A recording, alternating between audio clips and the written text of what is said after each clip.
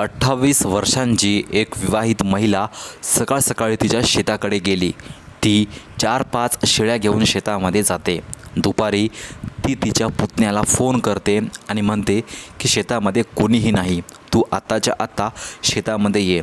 तर पुतण्या सुरुवातीला नकार देतो, पण काकूने त्याला फोर्स केलं, त्यामुळे मुलगा शेतामध्ये जाण्यासाठी तयार होतो। शेतामध्ये गेल्यावर दोघेजणही बाजूला असलेल्या उसाच्या रानामध्ये गेले। दोघं एकमेकांसोबत शारीरिक संबंध बनवू लागले। या दोघांना नात्याचा विसर पडतो। ह्यांची वासना अशा प्रकारे समोर येते की दोघंही एकमेकांसोबत शारीरिक संबंधामध्ये मग्न झाले। ह्या दोघांचे ते संबंध अशा प्रकारे चालू होते की त्या दिवशी त्या शेतामध्ये त्या महिलेचा मृत्यू होतो, कारण की मुलगा हा हातामध्ये ऊस घेऊन उभा होता आणि त्यानंतर जे काय झालं ते ऐकून तुमच्याही पायाखालची जमीनच सरकेल। तर नेमकं काय घडलं त्या दिवशी, काकू आणि पुतण्यामध्ये असा कोणता प्रकार घडला की त्या बाईचा मृत्यू झाला, हे सगळं काही आपण या व्हिडिओमध्ये जाणून घेणार आहोत। पण त्या अगोदर जर तुम्ही आपल्या या यूट्यूब चॅनलवर नवीन असाल तर आताच सबस्क्राईब करा, व्हिडिओला लाईक करून हा व्हिडिओ शेवटपर्यंत नक्की बघा। तरी घटना समोर आली आहे बिहार राज्यातील मोतीहारी जिल्ह्याच्या सुगोल या गावामधून। सुगोल या गावामध्ये 21 वर्षांचा राहुल नावाचा मुलगा त्याच्या आई वडिलांसोबत राहायचा। राहुल हा शाळेमध्ये होता आणि दिवसभर तो काम करायचा आणि फक्त पेपरसाठी तो शाळेमध्ये आणि कॉलेजमध्ये जात होता। असं राहुलच्या शेजारीच त्याचा काका आणि काकू राहायचे। काका हा बाहेरगावी कामाला होता, तर काकू ही घरी लेकरांना घेऊन राहायची। लेकरं लहान होते आणि सोबत तिचे सासू आणि सासरे पण होते। असं यांचं मोठं कुटुंब होतं। पण काकूला कोणत्याही गोष्टीची गरज पडली तर ती आपल्या पुतण्याला म्हणजे राहुलला सांगायची।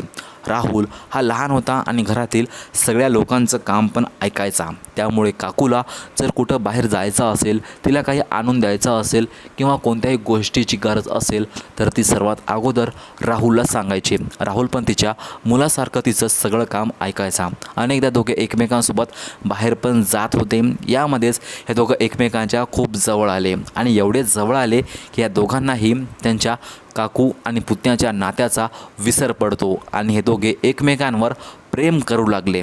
हे प्रेम समोर चालून अनैतिक संबंधामध्ये बदललं आणि हे दोघे एकमेकांना भेटायचे। दोघांचेही घर एकमेकांच्या जवळ होते। यांचं नातं काकू आणि पुतण्याचं होतं, त्यामुळे यांच्यावर कोणी संशय घ्यायचं नाही। आणि यानंतर हे शेतामध्ये पण जायचे आणि शेतामध्ये यांना कोणीही पाहत नव्हतं। शेत एकमेकांच्या बाजूला होतं आणि कामाच्या बहाण्याने ज्यावेळेस दोघं शेतामध्ये जायचे तर एकमेकांसोबत हे वेळ घालवत होते। अशा प्रकारे यांचा हा प्रकार चालू होता। पण काकू ही पुतण्याला जास्त वापरून घेत होती। तिला नवरा पहिलेपासून आवडत नव्हता आणि तिला असं वाटायचं की पुतण्याने तिच्यासोबत लग्न केलं पाहिजे। ती 28 ते 30 वर्षांची होती आणि तो मुलगा फक्त 21 वर्षांचा। त्या मुलाला त्या महिलेसोबत फक्त संभोग करायचा होता, या व्यतिरिक्त त्याला काही पण गरज नव्हती। पण त्या बाईला त्या मुलासोबत लग्न करायचं होतं आणि या कारणामुळे ती त्याच्यावर दबाव टाकत होती। पण मुलगा दबाव टाकल्यानंतर तिला बोलत नव्हता, तिला भेटत नव्हता, तिच्या प्रश्नांचे उत्तर देत नव्हता किंवा तिला फोन देखील करत नव्हता। पण महिलेला त्या मुलाची सवय झाली, तिचा नवरा जवळ नव्हता, त्यामुळे ती त्याला वारंवार फोन करून आपल्या घरी बोलवायची, शेतामध्ये बोलवायची, त्याच्याकडून आपले सगळे काम करून घ्यायची।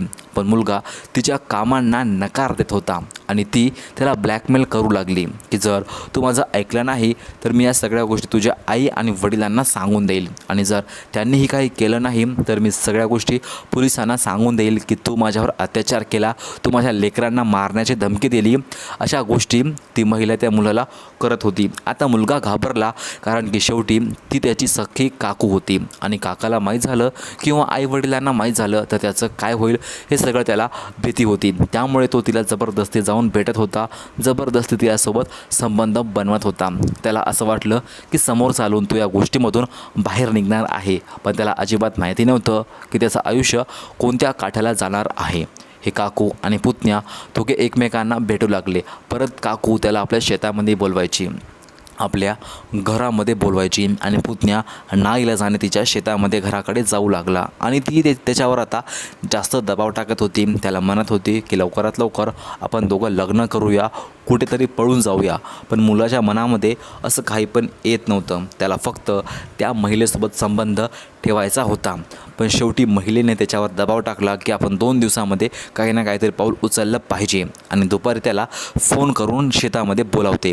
महिला सकाळ सकाळी अगोदरच शेतामध्ये गेली. ती आपल्या शेळ्या घेऊन शेतामध्ये जात होती. कधी त्या शेळ्यांना चारा आणून टाकत होती. तर त्या दिवशी ती सकाळ सकाळी शेतामध्ये गेली. त्या दिवशी तारीख होती 26 ऑक्टोबर 2025ची.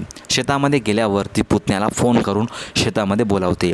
पुतण्या सुरुवातीला नकार देतो, पण महिला त्याला जबरदस्ती बोलावते. त्याला धमक्या देऊ लागली, गोष्टीवर त्याला चिडवू लागली होती, त्याला परेशान करत होती. तर त्या मुलाचा राग आला, त्याला राग चढला, त्याचा पारा खसकला आणि तो सरळ एक घरातून चाकू घेतो आणि शेतामध्ये जातो. शेतामध्ये गेल्यावर दोघे त्या ऊसाच्या शेतामध्ये गेले आणि त्या ठिकाणी जाऊन दोघांमध्ये पुन्हा वाद झाला आणि त्यावेळेस त्या मुलाने एक तिथला ऊस तोडला आणि ऊसाने काकूची हत्या करून टाकली आणि यानंतर त्याने तो चाकू तिच्या मानेमध्ये खुपसला आणि तिला कायमचं संपवलं. यानंतर तो मुलगा स्वतः पोलीस ठाण्यामध्ये हजर झाला, कारण त्याला समजलं होतं की जर आता मी इथून पळून गेलो तर पोलीस मला शोधतील आणि माझ्यासोबत माझ्या आईवडिलांना पण खूप त्रास होईल. त्यामुळे त्याने स्वतःहून पोलिसांसमोर जाऊन सर्व प्रकरण सांगितलं आणि या गुन्ह्याचा त्याने जे आरोप होता ते स्वतःवर घेतला. बाकी सर्व घटना सांगणे म्हणजे कुणाला बदनाम किंवा कोणत्याही पवित्र नात्याला कलंक लावणे नाही, तर तुम्हाला सावधान आणि सतर्क करणे आहे की आजकाल अशा प्रकारे गुन्हे घडत आहेत. बाकी व्हिडिओला लाईक करून चॅनलला सबस्क्राईब करा आणि भेटूया पुन्हा एकदा अशाच सत्य घटनेसोबत.